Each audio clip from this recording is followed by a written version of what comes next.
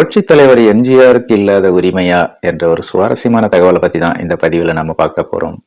வாங்க பதிவிற்குள் போகலாம். இந்தி மொழி திரைப்படங்களில் பிரபலமான இயக்குனரும் நடிகருமான சாந்தாராம் தன்னுடைய திரைப்படங்களின் ரீமேக் உரிமையை யாருக்கும் வழங்க மாட்டார்.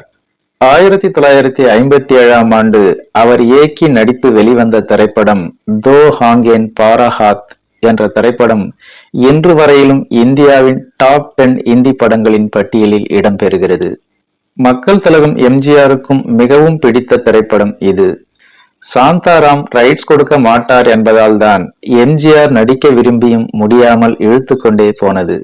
இந்த திரைப்படம் வெளியாகி கிட்டத்தட்ட 20 ஆண்டுகள் ஆகி கொண்டிருக்கும் நிலையில் இனியும் பொறுக்க முடியாது என்று சாந்தாராமிடம் ரைட்ஸ் கேட்டார் எம்ஜிஆர்.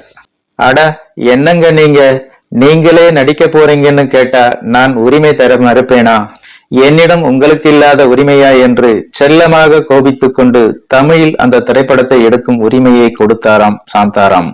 புரட்சி தலைவர் எம்ஜிஆர் நடிப்பில் புதிய பரிமாணம் காட்டி மிகப்பெரிய வெற்றியை எட்டிய பல்லாண்டு வாழ்கதான் அந்த திரைப்படம்.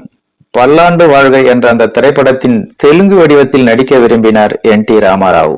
தன் உடன்பிறவா சகோதரரான என்.டி. ராமாராவுக்காக சாந்தாராமிடம் பேசி தெலுங்கு ரீமேக் உரிமையும் எம்ஜிஆர் வாங்கி கொடுத்தார் என்பது குறிப்பிடத்தக்கது.